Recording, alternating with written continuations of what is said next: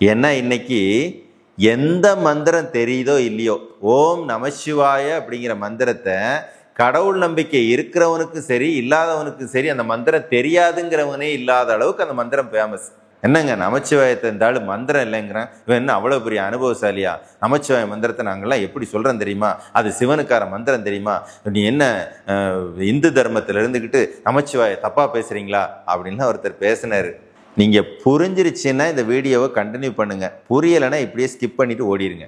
விஷயம் அவ்வளோதான். ஒரு மந்திரத்தை எப்படி சொல்லணும், எப்போ சொல்லணும், மந்திரம் சொல்லும்போது கூட என்னவெல்லாம் சேர்த்து சொல்லணும், அது முத்திரையா அல்லது ஏதாவது வாசனையா அல்லது சுவாசத்தை ஏதாவது மாற்றணுமா, அந்த ரகசியம் மட்டும் தெரிஞ்சா போதும். மந்திரத்திலிருந்து வாழ்க்கையில பெரிய மேஜிக் எல்லாம் நடக்கும்படியா செய்ய முடியும். மந்திரத்துல எத்தனை வகை இருக்கு, எந்தெந்த மந்திரங்களை சொன்னா என்னென்ன பலன் கிடைக்கும், எந்தெந்த மந்திரத்தை எந்தெந்த மந்திரத்துக்கு கூட சேர்த்து சொன்னா என்ன பலன் கிடைக்கும் அப்படிங்கிற ரகசியம் மட்டும் தெரிஞ்சா போதுங்க. மந்திரத்தை வச்சே வாழ்க்கையில பெரிய பெரிய மாயாஜாலம் எல்லாம் கூட பண்ண முடியும். அப்படி ஒரு அதிசயமான ஒரு உபதேசம் மந்திர சாதனா. ஒரு நாள் உபதேசம். சொல்லக்கூடிய மந்திரங்களை பத்தின அறிவை மட்டும் சரியா புரிஞ்சு நீங்க சொன்னீங்கன்னா உங்க வாழ்க்கையில நிறைய அற்புதங்களை செய்ய முடியும். அப்படி ஒரு அற்புதமான உபதேசம் மந்திர சாதனா பழனியில நடக்க இருக்குது. வாய்ப்பை பயன்படுத்திக்கோங்க.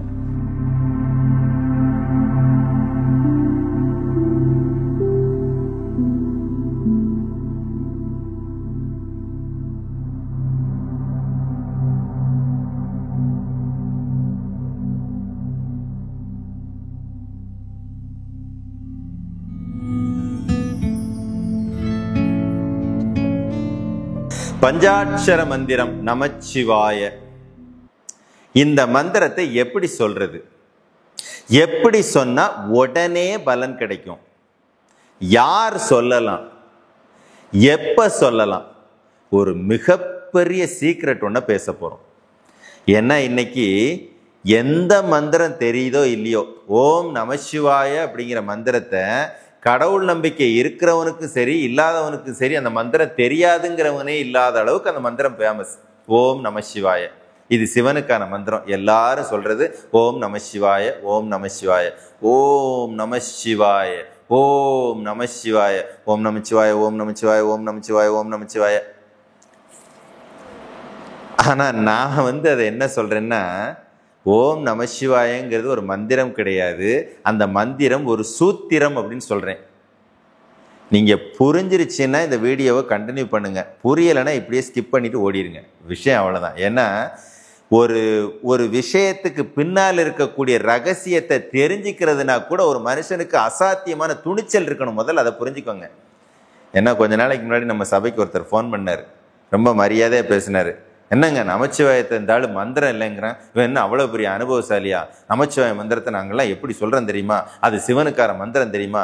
நீ என்ன இந்து தர்மத்தில் இருந்துக்கிட்டு நமச்சிவாய தப்பாக பேசுகிறீங்களா அப்படின்லாம் ஒருத்தர் பேசினார். நான் அந்த மாதிரி அப்பாவி ஜனங்களுக்காக சொல்கிறேன், அப்படியெல்லாம் நினைக்கிறீங்கன்னா என்னை கடந்து போயிருங்க. அதுக்கு பின்னால் ஏதோ சீக்ரெட் இருக்குன்னு கேட்கணும்னு தெரிஞ்சுக்கணும்னு ஆசைப்பட்டீங்கன்னா வாங்க. ஏங்க நம்ம கல்ச்சர் என்ன ரொம்ப கேவலமான கல்ச்சர், சாதாரணமான கல்ச்சர் நினைச்சிங்களா? நாமெல்லாம் ஆதி சைவர்கள்ங்க பேர் உள்ளவங்க. சைவர்னா முதல்ல என்ன தெரியுமா? சிவனை வணங்குறதுக்கு பேர் சைவர் நினைச்சிங்களா? மரணத்தை தள்ளி வைக்கக்கூடிய வலிமை கொண்ட, மரணத்தை தள்ளி வைக்கக்கூடிய ரகசியம் தெரிஞ்ச ஒரு வம்சத்துக்கு பேர் தாங்க சைவ வம்சம்னே பேரு. எல்லாரும் சொல்றாங்க சைவர்கள்னா சிவனை வணங்குறவங்க. அதுக்கு பின்னால இருக்க ஒரு உண்மையை தெரிஞ்சுக்கோங்க. நீங்க முதல்ல நீங்க யாருங்கிற ரகசியத்தை தெரிஞ்சுக்கோங்க. உங்க கையில இருக்கிறது தங்க திருவோடு, அது தெரியாம அதை வச்சு பிச்சை எடுக்கிறீங்க. நீங்க தங்கத்துல திருவோடுன்னா அதை வச்சு நீங்க பெரிய பிசினஸ் மேன் ஆவீங்களா? அதை வச்சு பிச்சை எடுப்பீங்களா? யோசிச்சு பாருங்க. நமச்சிவாயங்கிறது ஒரு பொக்கிஷம்ங்க. அது நீங்க அதை எப்பயுமே ஒரு கேவலமா மந்திர லிஸ்ட்ல சேர்த்து வச்சிருக்கீங்க. அதுக்கு பின்னால ஒரு மிகப்பெரிய ஆச்சரியமான ஒரு பொக்கிஷத்தை நம்ம பெரியவங்க ஒழிச்சு வச்சிருக்காங்க. அதை நீங்க யோசிக்கவே மாட்டேங்கிறீங்களே. இந்த உலகமே பஞ்சபூதங்களால் ஆனது.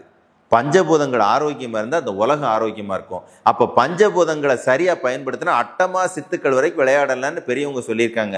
அந்த பஞ்சபூதங்களை எப்படி பயன்படுத்துறங்கிற சூத்திரத்தை அந்த எழுத்துல வச்சிருக்காங்க. நீங்க அதை விட்டுட்டீங்க. யோசிச்சு பாருங்க. நான் சொல்ற சயின்ஸை யோசிச்சு பாருங்க. ஒரு சின்ன எக்ஸாம்பிள் ஒன்று சொல்றேன் பாருங்க.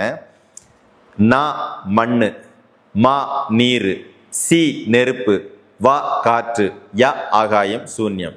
இந்த மண்ணு, தண்ணி, நெருப்பு, காத்து, ஆகாயங்கிறது பஞ்சபூதங்களுடைய வரிசை. நான் உங்களுக்கு ஒரு விஷயம் சொல்றேன் பாருங்க. ஒரு விநாயகர் சிலை செய்யணும்.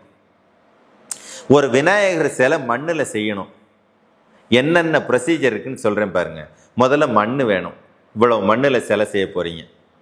இப்போ மண் எடுத்தாச்சு. மண் எடுத்தோடனே சிலை வந்துடுமா? தண்ணியை ஊற்றி கரைக்கணும். தண்ணியை ஊற்றுறதுலையும் எவ்வளோ அறிவு வேலை செய்து பாருங்க. அந்த மண் கரைஞ்சி போகிற அளவுக்கு தண்ணி ஊற்றிடக்கூடாது. இல்லை அந்த மண் ஒட்டுற அளவுக்கு தண்ணி ஊற்றணும். இல்லைன்னா ஒட்டாத அளவுக்கு தண்ணியை கம்மியாக ஊற்றினீங்கன்னா மண் ஒட்டாது. தண்ணியை நிறையா ஊற்றிங்கன்னா மண் கரைஞ்சி போயிடும். உண்மையா இல்லையா? இப்போ அந்த மண் கரெக்டான அளவில் உருவத்தை பிடிச்சதுக்கப்புறம் கலைஞ்சி போகாத அளவில் ஒரு தண்ணியை ஊற்றணும். கரெக்டா? சரி, இப்போ தண்ணியை ஊற்றியாச்சு. தண்ணியை ஊற்றினோடனே அந்த பொம்மையை எடுத்து நீங்கள் பயன்படுத்த முடியுமா? தேவையான அளவு சூடு, அந்த சூடு குறையிறதுக்கு காற்று, இதெல்லாம் இருந்து அந்த சிலை இறுகினா தான் அந்த சிலையை நீங்கள் எடுத்து பயன்படுத்த முடியும். கரெக்டா இல்லையா? அப்போ ஒரு சிலையை உருவாக்குறதுக்கே தேவையான மண், அந்த மண் கரைஞ்சி போகாத அளவுக்கான தண்ணி, அந்த தண்ணி ஈரம் போறதுக்காக நெருப்பு, அந்த நெருப்போட சூடு தணிஞ்சு நாம பயன்படுத்துகிற தகுந்த மாதிரி காத்து, இது எல்லாமே ஒரு அளவுல தேவைப்படுது. இருந்தா மட்டும்தான் அது சிலை. இல்லை அப்படின்னா கையில பிடிச்சோன்னா நுழக்குன்னு பிஞ்சு எல்லாம் மாவா போயிடும். கரெக்டா இல்லையா? யோசிச்சு பாருங்க. இதைத்தாங்க நானும் சொல்றேன். உங்க வாழ்க்கையில நீங்க எதையோ அசாத்தியமான விஷயங்களை சாதிக்கணும்னு நினைக்கிறீங்க. அதை சாதிக்கணும்னு நினைச்சீங்கன்னா அதுக்கு ஒரு மெத்தட் இருக்கு. அந்த மெத்தடை தொடுங்க. அடிச்சு பறத்தி போய்கிட்டே இருக்கலாம்னு பெரியவங்க சொல்லி கொடுத்துருக்காங்க. நமச்சிவாய என்பது இல்லறத்தில் இருப்பவர்கள் பயன்படுத்தக்கூடிய பஞ்சாட்சரம், ஸ்தூலம். நம்மளை மாதிரி ஆளுங்க பயன்படுத்தக்கூடியது. உன் வாழ்க்கை ரசனையா ஆரோக்கியமா வாழ்றதுக்குன்னு அதுல ஒரு டெக்னிக் அப்ளை பண்ணி வச்சிருக்கோம், பயன்படுத்திக்கோ அப்படின்னு சொல்றாங்க. நான்லாம் வாழ்ந்து முடிச்சாச்சு, நீ கடவுளை பார்க்க போறேன், அதுக்கு என்னையா டெக்னிக் கேட்டா எனம சிவ, அதை பயன்படுத்தினா அதுல நீ இறைவனை டைரக்டா பார்க்குற ஒரு சூத்திரத்தை ஒழிச்சு வைக்கிறேன்னு சொல்றாங்க. யோசிச்சு பாருங்க. நீங்க எனம சிவ சிவ எனம வய நம சி என்ன தெரிஞ்சுக்குவீங்கன்னு நினைக்கிறீங்க? என்னடா அது எதையோ ஒன்று உள்ள ஒழிச்சு வச்சிருக்காங்க, கவனிக்காம விட்டுட்டோமே, அது என்னவா இருக்கும்? எனம சிவ ஆகாய தத்துவத்தை முதல்ல எதுக்கோ பயன்படுத்த சொல்றாங்க. நான் அதுக்கப்புறம் ஏதோ மண்ணை கொண்டு வர சொல்றாங்க. என்ன சொல்ல வர்றாங்க? இதுல ஏதோ ஒரு முக்கியமான விஷயம் மறைஞ்சிருக்க மாதிரி இருக்கு அப்படின்னு தேடி பாருங்களேன். நீங்க அப்படியே அதிசயப்பட்டு உட்கார்ற அளவுக்கு அது ஒரு மிகப்பெரிய பொக்கிஷம். திருஞான சம்பந்தர் அவர் ஒன்றும் அவ்வளவு சாதாரணமான ஒருத்தர்லாம் கிடையாது. அவரே சொல்றாரு, நமச்சிவாய வாழ்க. அவர் சிவனை வணங்குறவர் தானே. சிவபெருமானே வாழ்க, எம்பெருமான் சிவனே போற்றின்னு தொடங்கியிருக்கலாம் தானே. நமச்சிவாய வாழ்க. பஞ்சபூதங்களை முதல்ல வாழ்த்துறாரு பார்த்துக்குங்க. நமச்சிவாய நமகனெல்லாம் அவர் சொல்லலை. நமச்சிவாய வாழ்க, பஞ்சபூதங்கள் ஆரோக்கியமாக வாழ வேண்டும்னு எடுக்கிறார். நீங்க என்னடானா நமச்சிவாய மந்திரம்னு அது பின்னால தொங்கிட்டு இருக்கிறீங்க. அதுக்கு பின்னால ஒரு பெரிய புதையல் இருக்கு, அதுக்கு பின்னால ஒரு பெரிய பொக்கிஷம் இருக்குன்னு தெரியாம தெரியுறீங்க. நான் சொல்றேன் பாருங்க, ஒரு நாளைக்கு சூரியன் உதயமான நேரத்திலிருந்து அஸ்தமானமாகிற நேரம் வரைக்கும் 5 பூதங்களும் ஒவ்வொரு நேரம் ஆளுமை பண்ணும். உதயமானதுலேருந்து 2.25 மணி நேரம் ஆகாய பூத நேரம். இப்படி வரிசையாக ஆகாயம், காற்று, நெருப்பு, நீர், நிலம், அப்புறம் அஸ்தமனமான நேரத்திலேருந்து உதயமாகிற நேரம் வரைக்கும் இப்படி ஒவ்வொரு பூதங்களும் இந்த பூமியில ஆளுமை பண்றதுக்குன்னு ஒரு நேரம் இருக்கு.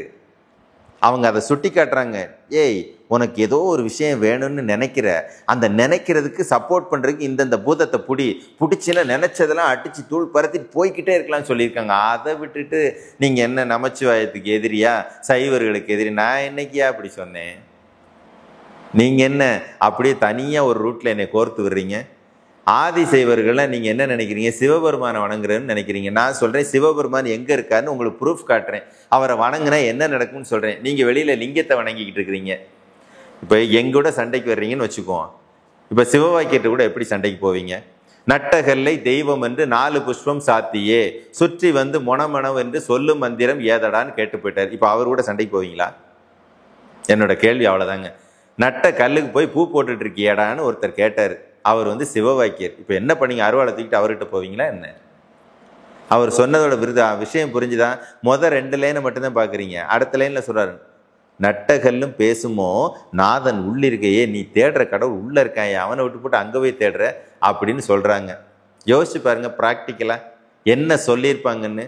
வெறும் நமச்சிவாய மந்திரத்தை சொல்லி எத்தனை பேர் சாதிச்சிட்டீங்கன்னு முதல்ல யோசிச்சு பாருங்க. அப்போ அதுக்கு பின்னால் ஏதோ ஒரு ரகசியம் நம்ம முன்னோர்களால் மறைச்சி வைக்கப்பட்டிருக்குது. பின்னாடி யாருக்கோ அதை தேடணும்னு உணர்வு வந்து தேடனான்னா பிரம்மாண்டமான அதிசயங்களை வாழ்க்கையில் நடக்குங்கிறது அர்த்தம். எல்லாத்தையுமே உள்ளார்ந்து பார்க்கணும். பார்த்துக்குங்க, மந்திரம்னா சும்மா எல்லாம் போகிற போக்கில எல்லாம் உங்களுக்கு புரிஞ்சிடாதுங்க. அது மிகப்பெரிய அறிவியல். அது ஒரு மனுஷனுக்கு புரிஞ்சிருச்சு அப்படின்னா மந்திரத்தை வச்சு பிறவி கடனையே அறுக்கக்கூடிய அளவுக்கு அவன் மேலே போக முடியும். சும்மா சின்ன விஷயமெல்லாம் இல்லை அப்படின்னா வழக்கம் போல கண்மூடித்தனமாக ஒரு பாதையில் போய்கிட்டு இருப்பீங்க. வழக்கம் போல எல்லா நன்மை தீமைகளையும் அனுபவிச்சு வழக்கம் போல மரணத்தை நோக்கி போயிடுவீங்க. அவ்வளோதான். அதனால தான் நான் தொடங்கும் போதே சொன்னேன், நான் சொல்றத பொறுமையாக நிதானமாக யோசித்து பார்க்கக்கூடிய துணிச்சல் இருந்தால் கண்டினியூ பண்ணுங்க, இல்லைன்னா என்னை கடந்து போயிருங்கிறேன். எத்தனையோ காமெடியான யூடியூப்பில் எவ்வளோ வீடியோக்கள் வருதில்ல, அதில் இவனும் ஒருத்தன்ட்டு போயிருங்க, எதுக்கு நம்மளை போட்டு தொந்தரவு பண்ணுறீங்க? அவ்வளோதான், ரொம்ப ப்ராக்டிக்கல். பட் நம்ம கல்ச்சருக்கு பின்னால் ஏதோ ஒரு மிகப்பெரிய ஒரு ரகசியம் ஒளிஞ்சிருக்குதுன்னு தேடணும்னு ஆசைப்பட்டீங்கன்னா தயவு செஞ்சு அமைதியாக யோசிச்சு பாருங்க. ஆமாம் இல்லை, நம சிவைய மந்திரம்னா ஒன்று இம்முல முடிஞ்சிருக்கணும், இல்லைன்னா இங்குல முடிஞ்சிருக்கணும். அங் மங் சிங் ரங், இல்லை அம் கம் ஸ்ரௌம் ஹ்ரீம், இந்த மாதிரி ஏதோ ஒன்று முடிஞ்சிருக்கணும். இது ரெண்டுமே இல்லை நமச்சிவயனில் வந்திருக்குது அப்படின்னு சொல்லி முடிச்சுட்டு பல பேர் என்ன சொல்கிறாங்க, நான் என்பது மண்பூதம், மா என்பது நீர்பூதம், இதையும் சொல்லியிருக்காங்க. என்னவோ ஒன்று மிஸ் ஆகிற மாதிரி இருக்கேன்னு யோசிச்சிருந்தீங்கன்னா நீங்கள் ஜெயிக்க போகிறீங்கன்னு அர்த்தம். என்ன நடந்தாலும் கண்ணை முன்ன வாக்கில் ஓம் நமச்சிவாய், ஓம் நமச்சிவாய், ஓம் நமச்சிவாய், ஓம் நமச்சிவாய், ஓம் நமச்சிவாய், ஓம் நமச்சிவாய், என்ன கிடைச்சிருன்னு நினைக்கிறீங்க? மந்திரத்தை சொல்வது முக்கியமல்ல, அதனுடைய செயல் திறனையும் பொருளையும் உணர்ந்து சொல்ல வேண்டும், செயல்படக்கூடிய விதத்தை உணர்ந்து சொல்ல வேண்டும். அப்ப யார் என்ன செய்யணும்? புலன்கள் ஐந்தும் வெளி உலகத்தோடு தொடர்பில் இருக்கக்கூடிய நம்மை போல இல்லறத்தில் இருக்கக்கூடிய மனிதர்கள் மண்பூதத்திலிருந்து ஆகாய பூதத்தை நோக்கி தேவைப்படக்கூடிய காரியங்களுக்கு தகுந்தாற் போல பூதங்களை பயன்படுத்த வேண்டும். அதுவே இல்லறத்தை முடித்து ஆன்மீகத்தில் இறைவனை நோக்கி பயணப்படுகிறேன் என்று இருக்கக்கூடிய ஒரு மனிதர்கள் ஆகாய பூதத்தில் தொடங்கி போய் முடிக்கணும் அப்படின்னு ஒரு கணக்கோட சொல்லி வச்சிருக்காங்க. முதல்ல அந்த கணக்கை தெரிஞ்சுக்கோங்க. பஞ்சாட்சரத்திற்கு பின்னால் ஒளிஞ்சிருக்கக்கூடிய அந்த புதையலை தோண்டுங்க.